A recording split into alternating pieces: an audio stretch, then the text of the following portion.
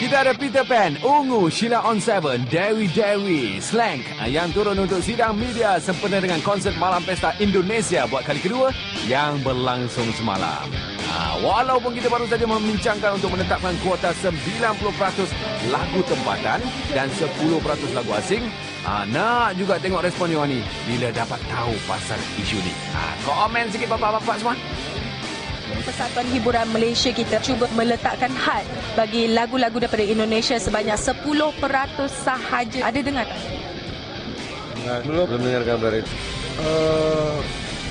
Semuanya tergantung kebijakan dari industri hiburan Malaysia. Itu hak dari pihak industri hiburan Malaysia. Kita musisi Indonesia sebenarnya menyayangkan. It's too bad kita pun datang ke sini bukan bermaksud berkompetisi, bersaing dengan band-band Malaysia ataupun artis-artis Malaysia. Kita di sini datang untuk menghibur, bersatu dengan musisi Malaysia untuk memajukan musik. Apalagi yang bisa kita buatkan karena memang kebijakan industri sudah hal yang mutlak mungkin ya. Mungkin ada cara lain. Musik sebenarnya bukan sesuatu hal yang untuk dihentikan, dianggap sebagai sebuah kompetisi, sebenarnya enggak. Karena memang musik sebenarnya bisa dianggap sebagai pemersatu dan Indonesia bisa datang ke Malaysia karena musik, begitu pula sebaliknya mungkin. Ada dengar tak cerita ini?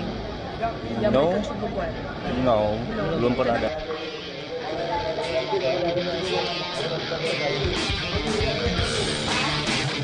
Terserah aja, setiap negara punya aturan sendiri. Kita kan cuma menumpang memperdengarkan lagu kita. Jika kesempatan yang diberikan hanya taruhlah 10% akan kita ambil. You tak rasa hampa langsung? No, nggak apa.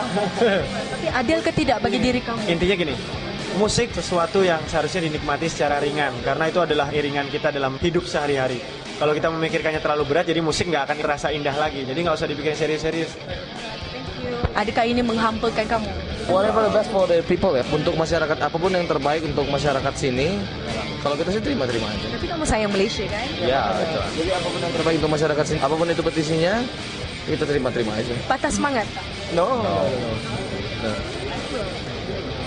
Kita mendukung untuk kemajuan musik di mana aja, termasuk di Malaysia. Kalau ada peraturan seperti itu, kalau untuk kebaikan musik di Malaysia, Kita pasti dukung, kita pasti support. Kamu tidak menyangka perkara ini akan berlaku? Ya, untuk Slank sendiri baru sekitar 2 tahun ini kita masuk ke Malaysia. Kalau yang lain kan mungkin lebih dulu. mungkin masyarakat Malaysia bisa belajar dari pengalaman di Indonesia. Dulu waktu 80-an, musik Malaysia banyak masuk ke Indonesia. Musik Indonesia sendiri, di bawah musisi Indonesia semangat, learn something. Akhirnya musik Indonesia pelan-pelan bisa maju. Kumpulan Indonesia bermaharaja lela di Malaysia sehingga kan ada di antara mereka yang merasakan kumpulan-kumpulan Malaysia, artis-artis Malaysia dah tak berharga. Kalau artis Malaysia kita pergi Indonesia yang kenal search Dato' Siti Nurhaliza, bagi mereka tidak adil untuk kamu datang ke sini, tetapi bagi kamu bagaimana? Seakan-akan berarti tidak percaya diri dengan adanya kondisi buat jadi 10% sudah mengondisikan bahwa tidak ada confident nih. Padahal kita pun tidak pernah merasa kita lebih baik daripada Malaysia, tidak. Kita cinta Malaysia walaupun kita Indonesia. Dibilang adil atau tidak pun bisa dibilang tidak adil. You ada bantahan ke tidak? Tidak harus ada 10%, tidak harus ada 90%. Seperti biasa-biasa saja. Kenapa? Ternyata lebih banyak artis Indonesia yang lebih banyak peminat. Kenapa? Kita pun tidak bisa menyalahkan peminat. Peminat suka,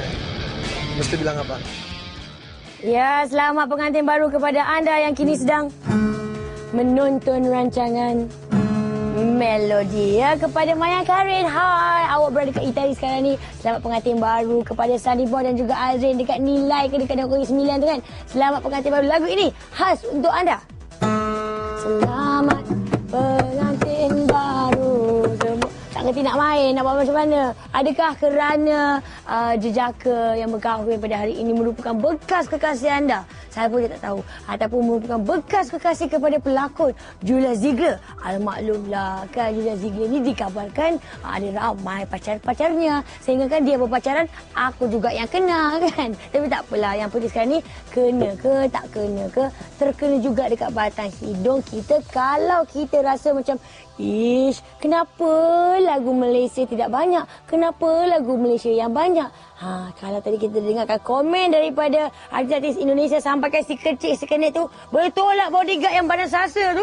Kita tengok dia berani tolak tidak pendapat daripada artis-artis Malaysia. Asalkan lagu seberang semakin dahsyat melanda pesada hiburan kita. Ini bukan lagi soal siapa lebih popular atau siapa lebih hebat, tapi dah menyentuh soal maruah bangsa kita dan maruah negara kita. Tapi siapa peduli? Kesannya akan merudumlah industri ini kan, dalam kemerdekaan kita kembali balik dijajah. Kesannya kita semua tahu di mata masyarakat muzik kita macam tak ada nombor lah. Bila kita panggil artis Malaysia datang buat show, kita bayar 3,000. Artis Indonesia datang masuk, kita bagi 30,000. Artis Malaysia sendiri nak minta buat konsert, nak minta sponsor, punya susah nak dapat sponsor. Tapi bila artis Indonesia datang, berlumba-lumba orang nak sponsor. Encik Fadi, apa yang karyawan buat ni? Menghimpunkan penggiat muzik dalam negara ni untuk mendapatkan sokongan mereka terhadap usaha memperbanyakkan lagu-lagu tempatan di radio. Kami nampak banyak ruang telah diberikan kepada lagu-lagu dari luar. Ini amat berbahaya kepada industri muzik kita. Kesannya kita punya artis tidak akan mendapat peluang di radio walaupun buat lagu-lagu yang sedap. Kita bukan anti kepada lagu seberang. Kita akui lagu mereka memang sedap dan berkualiti. Apa yang kita mohon ialah keseimbangan.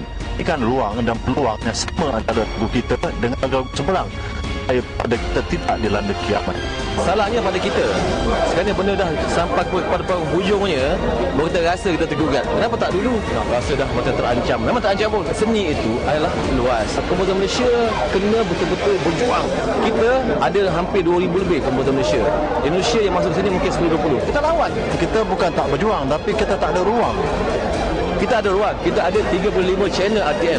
Radio swasta ada 2 yang kuat. Kita jangan bagi lagu. Kita haramkan lagu-lagu kita dimainkan di radio swasta. Kau main kita taman. Kau main kau main tu. Radio dia hanya untuk radio Indonesia sahaja. Saya tak ada apa-apa masalah dengan lagu orang seberang. Kita bukan menentang, tapi kita minta seimbang. Yes, yang paling penting adalah keseimbangan. Muzik Indonesia memang bagus. Cuma kita sebagai artis Malaysia perlu mendapat hak kita. Kita kurang berjuang atau kita kurang ruang? Kedua-duanya sekali. Dia ada chain reaction penawaran dan permintaan. Macam mana kita nak buat permintaan kalau tak ada penawaran? Ataupun kita tak tahu apa yang kita nak minta, kan? Apa sebenarnya objektif penyiaran? Mesti ada etik di dalam bidang penyiaran. Saya tidak salahkan DJ. Dia bukan DJ. Pihak pengurusan itu. Dia menentukan lagu ini dimainkan. Pihak pengurusan tidak mempunyai tuju hala yang sebenarnya. Tidak begitu sensitif terhadap isu-isu artis tempatan. Bukannya DJ. Ia adalah pihak pengurusan. Decision makers of the radio station. Apa yang Pak Tuan dia buat? Kalau kita suruh dia buat tukar lagu, dia tak nak buat sebab dia kata trend.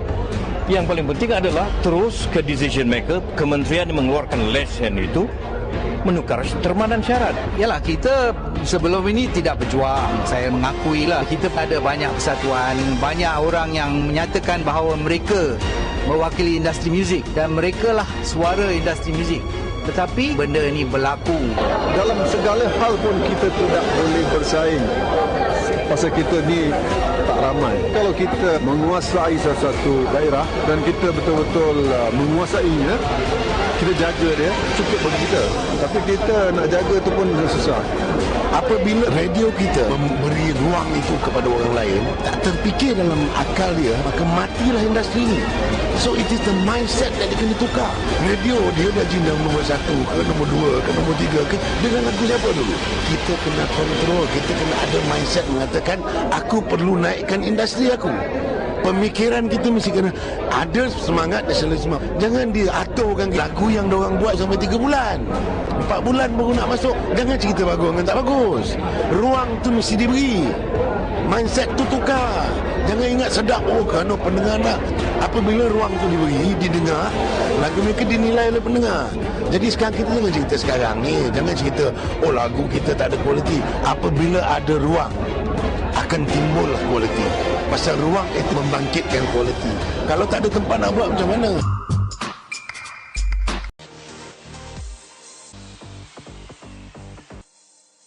Muzik Indonesia sebab dia ada kelainan daripada muzik-muzik yang macam mungkin dalam dia cari tersendirilah.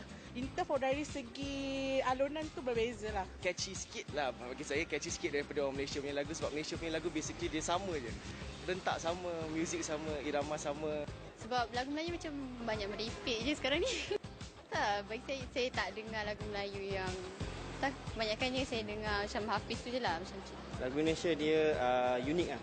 Unik, dia selalu yang trendy, yang baru, yang beat dia pun yang lain daripada yang lain.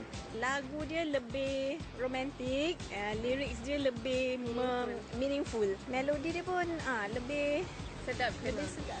Banyak kalau Melayu yang macam yang buat-buat ni macam banyak rap, macam tak berapa sedap lah dengar.